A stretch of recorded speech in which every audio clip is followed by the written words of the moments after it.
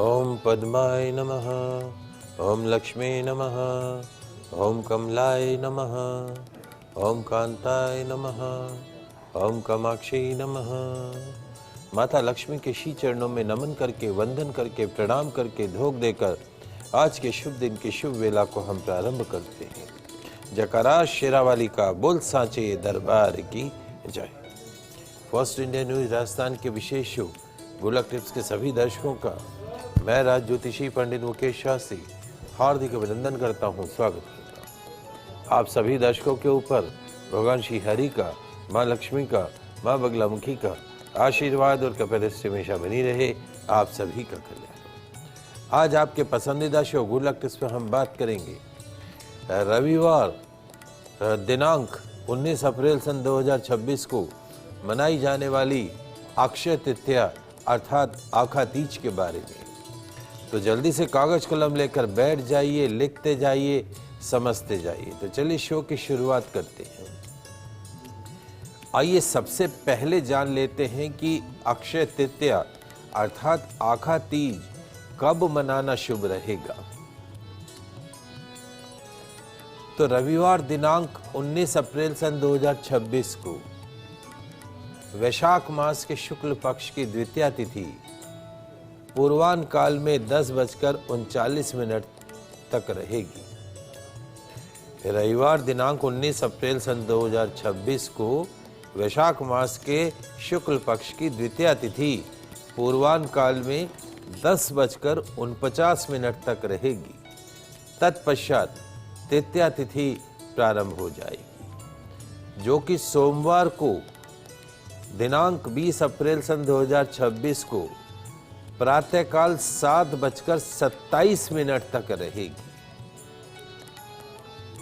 अतः अक्षय तृतीया आखा तीज रविवार दिनांक 19 अप्रैल सन 2026 को मनाना शुभ रहेगा।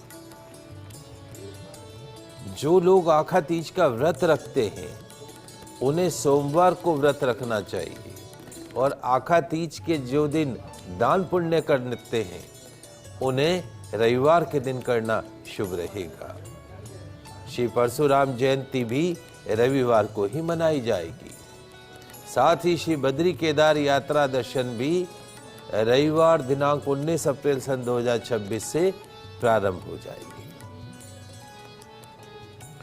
तो आपकी मनोकामना को पूर्ण करने वाला, आपके दुर्भाग्य को, बैड लक को गुड लक में कन्वर्ट करने वाला, आपको धन कुबेर बनाने वाला, करोड़पति बनाने वाला एक खास दिन आ रहा है। जी हाँ, रविवार दिनांक 19 अप्रैल सन 2026 को अखंड सौभाग्य दिलाने वाला अक्षय तृतीया अर्थात आखा तीज का उत्सव मनाया जाएगा, पर्व मनाया जाएगा, त्योहार मनाया जाएगा। वैशाख मास के शुक्ल पक्ष की तृतीया को अक्षय तृतीया कहा जाता है। अक्षय तृतीया पर्व को कई नामों से जाना जाता है। आखा तीज कहा जाता है, वैशाख तीज कहा जाता है, सौभाग्य दिवस भी कहा जाता है। इस तिथि की जहां धार्मिक महत्व है, वहीं यह तिथि व्यापारिक रौनक बढ़ाने वाली भी मानी गई है। आखा तीज के दिन, अक्षय तृतीया के दिन स्वर्ण आदि खरीदना, आभूषणों की खरीदना बहुत ही शुभ परिणाम देने वाली मानी जाती है। नया वाहन लेना हो, जमीन लेनी हो, भूमि लेनी हो, भवन लेना हो, गृह प्रवेश करना हो, आभूषण खरीदना हो, नए सौदे करने हो, सगाई करनी हो, रोका करना हो, विवाह करना हो इत्यादि जैसे कार्यों के लिए इस तिथि का विशेष उपयोग किया जाता है। शास्त्र कहते हैं अक्षय तृतीया तिथि सभी के लिए जीवन में अच्छे भाग्य और सफलता को लाती है।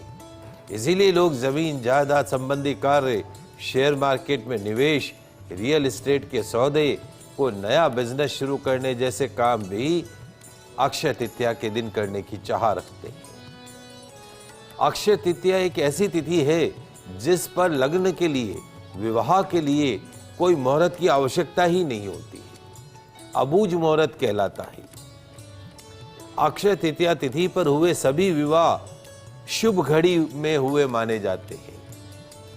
अक्षय तृतीया के दिन तीर्थ स्नान करना, दान करना, जप करना, हवन करना, अपने सामर्थ्य के अनुसार जितना भी किया जाए अक्षय रूप में वापस प्राप्त होता है।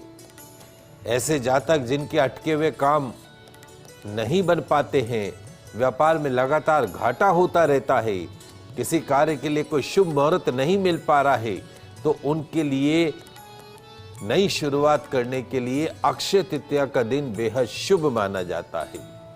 और इसी दिन श्री बद्री नारायण धाम के पट भी खुलते हैं। अक्षय तृतीया को युगादि तिथि भी कहा जाता है। वैशाख मास में भगवान सूर्य की तेज धूप और प्रचंड गर्मी से प्रत्येक जीवधारी भूख प्यास से व्याकुल हो उठता है। इसीलिए अक्षय तृतीया के दिन शीतल जल का दान किया जाता है, शरबत का दान किया जाता है, कलश का दान किया जाता है, चावल का दान किया जाता है, चने का दान किया जाता है, दूध दही का दान किया जाता है, खाद्य पदार्थ का दान किया जाता है, पेय पदार्थों का, ठंडे पेय पदार्थों का दान किया जाता है, रसीले ठंडे फलों का दान किया जाता है, वस्त्र का दान किया जाता है, आभूषणों का दान किया जाता है, गौ दान किया जाता है। ऐसा दान अक्षय व अमिट पुण्यकारी माना गया है। वैशाख मास के शुक्ल पक्ष की तृतीया को अक्षय तृतीया के नाम से पुकारा जाता है। महर्षि गुरु परशुराम का जन्मदिन होने के कारण परशुराम जयंती भी इसी दिन मनाई जाती है। परशुराम तीज भी इसी दिन मनाई जाती है। गंगा स्नान का, तीर्थ स्नान का बड़ा भारी महत्व बताया गया है। और जब आप गंगा स्नान करने नहीं जा सको तो घर में स्नान करने के पानी में गंगा जल डाल के स्नान कर लो तो भी उतना ही पुण्य मिलता है जितना गंगा स्नान का पुण्य मिलता है। ये तो बात हुई आखातीज के महत्व के बारे में। आगे बढ़ते हैं, जानते हैं अक्षय तृतीया पूजन की सरल विधि, किस तरीके से आखातीज का पूजन अर्चन किया जाए। तो जल्दी से कागज कलम लेकर बैठ जाइए, लिखते जाइए, समझते जाइए। अक्षय तृतीया के दिन, आखातीज के दिन, अक्षय तृतीया के दिन प्रातःकाल ब्रह्म मुहूर्त में उठकर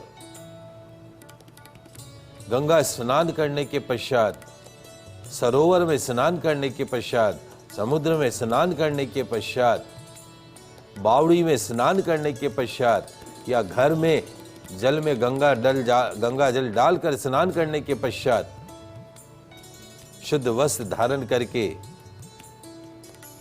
भगवान विष्णु की, माँ लक्ष्मी की शांत चित्त होकर विधि विधान से पूजा करने का प्रावधान बताया गया है। ब्रह्म मुहूर्त में स्नान इत्यादि से नित्य कर्मों से निवृत्त होकर व्रत या उपवास का संकल्प लेना चाहिए। सूर्यदेव को जल का अर्घ्य प्रदान करना चाहिए। पास में शिवालय हो तो शिवालय में जाके महादेव का अभिषेक करना चाहिए। पूजा स्थान पर भगवान विष्णु की, माँ लक्ष्मी की चांदी या सोने में बनी प्रतिमा या मनमोहक चित्र अपने पूजा स्थान पर स्थापित करके पूजन प्रारंभ करना चाहिए। अगर आपके पास में भगवान लक्ष्मी नारायण की प्रतिमा है तो एक तांबे का पात्र ले लीजिए। उस पात्र के अंदर गुलाब की खुड़ियां को रखकर प्रतिमा को स्थापित कर दीजिए। भगवान श्रीहरि और भगवान विष्णु का और साथ में माँ लक्ष्मी का, शालिग्राम जी हो तो शालिग्राम जी का भी अभिषेक करना है, लड्डू गोपाल जी का भी अभिषेक करने का है। तो भगवान विष्णु, माँ लक्ष्मी, शालिग्राम जी, लड्डू गोपाल को एक पात्र में स्थापित कर दें गुलाब की पंखुड़ियों के ऊपर। उसके बाद कच्चे दूध से उनका अभिषेक कीजिए, दही से अभिषेक कीजिए, शुद्ध देशी घी से अभिषेक कीजिए, पंचामृत से अभिषेक कीजिए, अनार के रस से, गन्ने के रस से अभिषेक कीजिए, सुगंधित इत्र के जल से अभिषेक कीजिए, गंगा जल से, गुलाब जल से, केवड़े के जल से अभिषेक कीजिए। अभिषेक के पश्चात में साफ कपड़े से भगवान के शरीर का पोछन करके पुनः आसन पर विराजमान कर दीजिए। भगवान श्री हरि को पीला चंदन, पीले वस्त्र, पीला जनेऊ अर्पण कीजिए, पीले रंग के पुष्प अर्पण कीजिए। माँ लक्ष्मी को सिंदूर अर्पण कीजिए, लाल वस्त्र अर्पण कीजिए, कुमकुम, बिंदिया, काजल, मेहंदी, हल्दी इत्यादि सुहाग का सामान अर्पण कीजिए। लड्डू गोपाल को पीत रंग की वस्त्र अर्पण कीजिए, चंदन का तिलक अर्पण कीजिए। शालिग्राम जी को चंदन का तिलक अर्पण कीजिए, तुलसी दल अर्पण कीजिए। नैवेद्य में जौ या गेहूं का सत्तू, ककड़ी, चने, भीगी हुई चने की दाल अर्पण करें, साथ में मिश्री भी अर्पण करें। क्योंकि इस दिन चारों धामों में श्री बद्रीनाथ नारायण धाम के पट खुलते हैं, तो आपके घर में यदि श्री बद्री नारायण जी का चित्र हो तो उसका चित्र सिंहासन पर रखकर मिश्री तथा भीगी हुई चने की दाल का भोग लगाना चाहिए। तिलक अर्पण करें, पुष्पमाला अर्पण करें। पूजा के पश्चात माँ लक्ष्मी और भगवान विष्णु की प्रसन्नता के लिए सरल मंत्रों का जाप करें। यही मंत्र आप पूजा के दौरान सामग्री चढ़ाते वक्त भी बोल सकते हैं। लक्ष्मी मंत्र रहेगा ओम महालक्ष्मी नमः, ओम महालक्ष्मी नमः। विष्णु मंत्र रहेगा ओम श्री लक्ष्मीपते नमः, ओम महालक्ष्मी नमः, ओम श्री लक्ष्मीपते नमः, ओम महालक्ष्मी नमः, ओम श्री लक्ष्मीपते नमः, ओम महालक्ष्मी नमः, ओम श्री लक्ष्मीपते नमः। इन मंत्रों का आपको जाप करना है। पूजन और मंत्र जाप के पश्चात भगवान विष्णु की कथा सुनिएगा, विष्णु सहस्रनाम का पाठ कीजिएगा। पूजा समाप्त होने के पश्चात माँ लक्ष्मी, भगवान विष्णु की आरती कीजिएगा। सुख शांति समृद्धि की कामना कीजिएगा। सुखद गृहस्थी की कामना से जो भी विवाहित जोड़ा आखा तीज के दिन माँ गौरी संपूर्ण शिव परिवार का पूजन अर्चन करता है, अभिषेक करता है, उसके सौभाग्य में अखंड वृद्धि होती है। यदि अविवाहित कन्या इस दिन श्रद्धा विश्वास से प्रभु शिव, माता गौरी और उनके परिवार सहित शास्त्रीय विधि से पूजन अर्चन करते हैं तो उन्हें सुंदर, सुयोग्य, सुलक्षणों से युक्त जीवन साथी की प्राप्ति होती है। तो जो भी भक्त नाना प्रकार के उपचारों से भक्ति पूर्वक भगवान श्री हरि, माँ लक्ष्मी का पूजन अर्चन व्रत करेंगे, कुबेर खोलेंगे उनके लिए अपनी तिजोरी का द्वार। उनकी तिजोरी में पूरे वर्ष इतना बरसेगा धन कि तिजोरी भी पड़ जाएगी छोटी। कुबेर सहित शुभ लाभ, रिद्धि सिद्धि का मिलेगा परमानेंट आशीर्वाद। तो ये तो बात हुई आखा तीज के पूजन की सरल विधि के बारे में। अब आगे बढ़ते हैं। चूंकि भगवान श्री परशुराम जयंती भी मनाई जाएगी, तो भगवान श्री परशुराम जयंती पे पूजन की सरल विधि क्या है उसको भी समझ लेते हैं। क्या करना है लिख लीजिए, समझ लीजिए। भगवान परशुराम की पूजा के लिए आखा तीज पे भगवान श्री परशुराम की पूजा के लिए प्रातःकाल स्नान आदि से निवृत्त हो जाइए, शुद्ध वस्त्र धारण कर दीजिए, सूर्यदेव को जल का अर्घ्य प्रदान कीजिए। अपने घर के मंदिर में परशुराम जी की प्रतिमा, विष्णु अवतार के अंदर भगवान श्री परशुराम जी की प्रतिमा या फोटो स्थापित करिए। गंगा जल छिड़किएगा प्रतिमा के ऊपर या फोटो के ऊपर। प्रतिमा नहीं हो तो फोटो तो उपलब्ध होगी। फोटो के ऊपर गंगा जल छिड़किएगा, चंदन रोली का तिलक लगाइएगा, पीले पुष्प, तुलसी दल अर्पण कीजिएगा। यदि प्रतिमा है तो एक तांबे के पात्र में प्रतिमा को स्थापित कर दीजिए, पुष्प रखकर, और नाना प्रकार के उपचारों से प्रतिमा का अभिषेक कीजिए। दूध से, दही से, गंगा जल से, केवड़ा जल से, गुलाब जल से, फलों के रस से अभिषेक कीजिए। अभिषेक के पश्चात में पुनः स्थान पर विराजित कर दीजिए।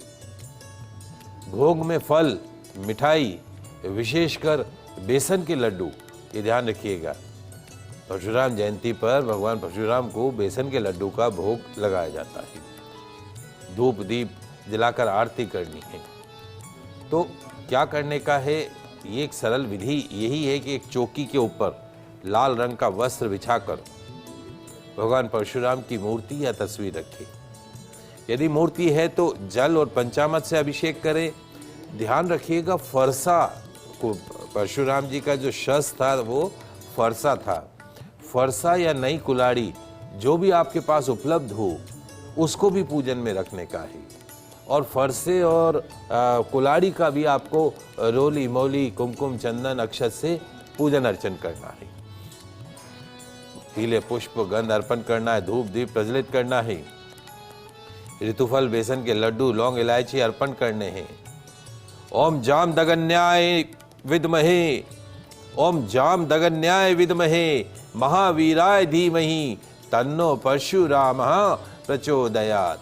ओम जाम दगन्याय विद्महे महावीराय धीमहि तन्नो परशुरामः प्रचोदयात्। ओम जाम दगन्याय विद्महे ओम महावीराय धीमहि तन्नो परशुरामः प्रचोदयात्। इस मंत्र का यथाशक्ति जाप करने का है। जाप के बाद भगवान श्री परशुराम जी की आरती करेंगे, पुष्पांजलि करेंगे, ब्राह्मण दंपति को भोजन कराएंगे, दान दक्षिणा अर्पण करेंगे। इस सरल विधि से भगवान श्री परशुराम का पूजन अर्चन कर सकते हैं। उससे पहले मैंने आपको आखा तीज के पूजन की विधि बताई। आगे अभी बहुत सारी चर्चाएं करेंगे।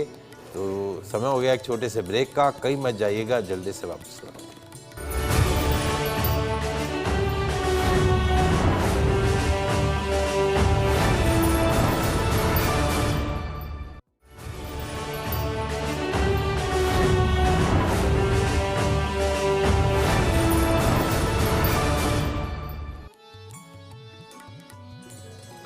ब्रेक के बाद आप सभी दर्शकों का आपके इस पसंदीदा शो गुड लक टिप्स में स्वागत है। बात कर रहे हैं आखा तीज के बारे में। बहुत सारी बातें करी, अब आगे जल्दी से बढ़ते हैं। आखा तीज पर किए जाने वाले महादान के बारे में बताता हूं कि आखा तीज पे क्या क्या दान करना चाहिए। तो जल्दी से कागज कलम लेकर बैठ जाइए, लिखते जाइए, समझते जाइए। चूंकि वैशाख का महीना रहता ही गर्मी बहुत ज़्यादा पड़ने लग जाती है, तो अक्षय तृतीया को, आखा तीज के दिन, अक्षय तृतीया के दिन शीतल जल का दान करना चाहिए। ठंडे जल का कहीं आप प्याऊ भी लगा सकते हैं, आप मटके भी रख सकते हैं प्याऊ में। शीतल जल का दान करना चाहिए। जल से भरे कलश का दान करना चाहिए। चावल का दान करना चाहिए। चने का दान करना चाहिए। दूध का दान करना चाहिए। दही का दान करना चाहिए। खाद्य पदार्थों का दान करना चाहिए। शरबत इत्यादि पेय पदार्थों का, ठंडे पेय पदार्थों का दान करना चाहिए। रसीले फलों का दान करना चाहिए। वस्त्र आभूषणों का दान करना चाहिए। गौदान का विशेष महत्व बताया गया है। स्वर्गीय आत्माओं की प्रसन्नता के लिए कलश का दान करें। पंखे का दान करें। जो हाथ से पंखा चलाते हैं वो पंखे का दान कीजिए। गौशाला में चले जाइए। वो गौ माता वहाँ पर गर्मी में बहुत परेशान होती हैं, तो उनके बाड़े में 5, 10, 11 अपनी श्रद्धा अनुसार पंखा लगा दीजिए। पहनने की खड़ाऊ चप्पल का दान कीजिए। धूप से बचने के लिए छाते का दान कीजिए। सत्तू का दान कीजिए। ककड़ी का दान कीजिए। खरबूजा, तरबूज इत्यादि फलों का दान कीजिए।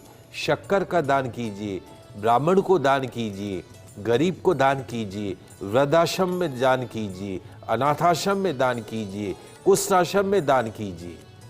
खड़ाऊ, छाता, चावल, नमक, घी, खरबूजा, ककड़ी, चीनी, साग, इमली, सत्तू आदि गर्मी में लाभकारी वस्तुओं का दान पुण्यकारी माना गया है।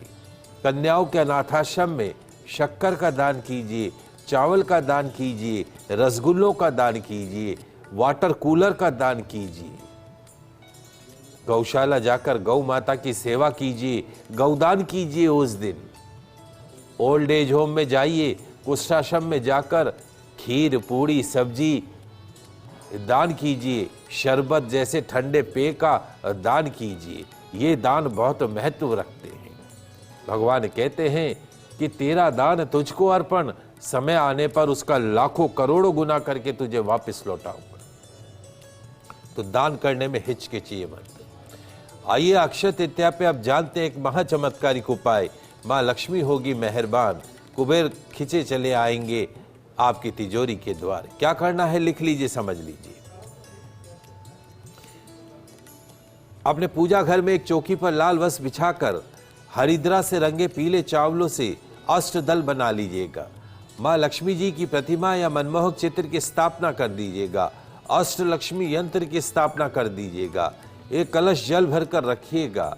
माँ लक्ष्मी और अष्टलक्ष्मी यंत्र की पंचोपचार पूजन अर्चन कीजिएगा। माँ लक्ष्मी की प्रतिमा का, अष्टलक्ष्मी यंत्र का विधि विधान पूर्वक केसर मिश्रित कच्चे दूध से, दही से, शहद से, फलों के रस से अभिषेक कीजिएगा। अभिषेक के पश्चात केसर का तिलक लगाइएगा। माँ लक्ष्मी को अक्षत, पुष्प, सुगंधित गंध, नारियल, लाल वस्त्र, चुनरी, श्रृंगार की सामग्री अर्पण कीजिएगा। माता के समक्ष शुद्ध देशी घी का दीपक जलाइएगा। केसर की खीर का भोग लगाइएगा। माँ लक्ष्मी के चरणों में 7 लक्ष्मी कारक कोड़ियाँ, कमल गट्टे, आल की लकड़ी, सूखा धनिया, गोमती चक्र, काली हल्दी, चांदी के सिक्के और रुपए रख दीजिएगा। केसर और हल्दी से उनका पूजन अर्चन कीजिएगा। लक्ष्मी पूजन का, द्रव्य लक्ष्मी पूजन का। लक्ष्मी सूक्त का पाठ कीजिएगा। पाठ की समाप्ति के पश्चात श्रद्धा पूर्वक सपरिवार आरती कीजिएगा। हाथ में कमल का पुष्प लेकर प्रार्थना करें। एक कमल सदृश्य नेत्रों वाली माननीय माँ लक्ष्मी, हे भगवती हरि प्रिया, आप कमल वन में निवास करती हो। आपके हाथों में नील कमल सुशोभित है। आप अत्यंत उज्जवल वस्त्र, गंध और माला आदि से सुशोभित हो। आपके चरणों का दर्शन बड़ा ही मनोरम है। त्रिभुवन का ऐश्वर्य प्रदान करने वाली देवी, मुझ पर, मेरे परिवार पर प्रसन्न हो। ऐसी प्रार्थना करके कमल का पुष्प माता रानी के चरणों में अर्पण कर दें। खीर का प्रसाद घर के सभी सदस्यों को प्रसाद के रूप में बांट दे। कलश के जल का पूरे घर में छिड़काव कर दे। बचा हुआ जल तुलसी की क्यारी में डाल दे। लाल कपड़े में लक्ष्मी के चरणों में 7 लक्ष्मी कारक कोड़ियाँ, कमलगट्टा, आल की लकड़ी, सूखा धनिया, गोमती चक्र, काली हल्दी, चांदी के सिक्के, रुपए बांधकर अपनी तिजोरी में रख दे। ओम कमलवासिन्ये शिम शिये नमः। ओम कमलवासिन्ये शिम शिये नमः। ओम कमलवासिन्ये शिम शिये नमः। इस मंत्र का जाप करें। निश्चित तौर पर माँ लक्ष्मी का पूर्ण आशीर्वाद आपको प्राप्त होगा। आइए जल्दी से जान लेते हैं कुछ छोटे छोटे से उपाय। माँ लक्ष्मी को, तुलसी जी को माँ लक्ष्मी स्वरूप माना गया है। आखा तीज पर तुलसी में देव पूजा करें, पवित्र जल चढ़ाएं। आखा तीज पर तुलसी में आपको पूजा करनी है, जल अर्पण करना है। आखा तीज पर किसी तीर्थ या पवित्र जलाशय पर जाकर अर्घ प्रदान करना चाहिए। माँ लक्ष्मी की कृपा प्राप्त होती है। शाम के समय घर के प्रवेश द्वार और तुलसी के पौधे के समक्ष शुद्ध देशी घी का दीपक जलाइएगा। सुबह और शाम आंगन में पानी छिड़कना है। अशोक का पेड़ यदि आपके घर में है तो जल चढ़ाइएगा। उसका पत्ता गंगा जल में धोकर देवालय में रखिएगा। भगवान विष्णु की पूजा गंध, पीले पुष्प, पीला रेशमी वस्त्र इत्यादि अर्पण कीजिएगा। लक्ष्मी की पूजा में लाल गंध, लाल पुष्प, लाल चुनरी अर्पण कीजिएगा। माँ लक्ष्मी को मौसमी फल, मिठाई का यथाशक्ति भोग लगाइएगा। कमल के पुष्प अर्पण कीजिएगा। सफेद रंग की मिठाई का भोग लगाइएगा। दक्षिणावर्ती शंख में जल भरकर भगवान विष्णु का अभिषेक कीजिएगा। शाम के समय ईशान कोण में दीपक जलाइएगा। अक्षय तृतीया के दिन रघु नारियल की पूजा कीजिएगा। चांदी से निर्मित लक्ष्मी गणेश जी का पूजन अर्चन कीजिएगा। अक्षय तृतीया के दिन मूंगे से बने हनुमान जी की प्रतिमा का पूजन अर्चन कीजिएगा। आखा तीज के दिन स्वर्ण आदि आभूषणों की खरीद कीजिएगा। निश्चित तौर पे आपको शुभ परिणाम प्राप्त होंगे। आज के लाइव एपिसोड में बस इतना ही। कल नई जानकारी के साथ फिर मिलेंगे। तब तक के लिए मुझे दीजिए इजाजत। खुश है, अपना ख्याल रखिएगा। जय श्री कृष्णा, जय माता की जय श्री हरि। देखते रहिए आपका पसंदीदा news channel first India news channel Rajasthan.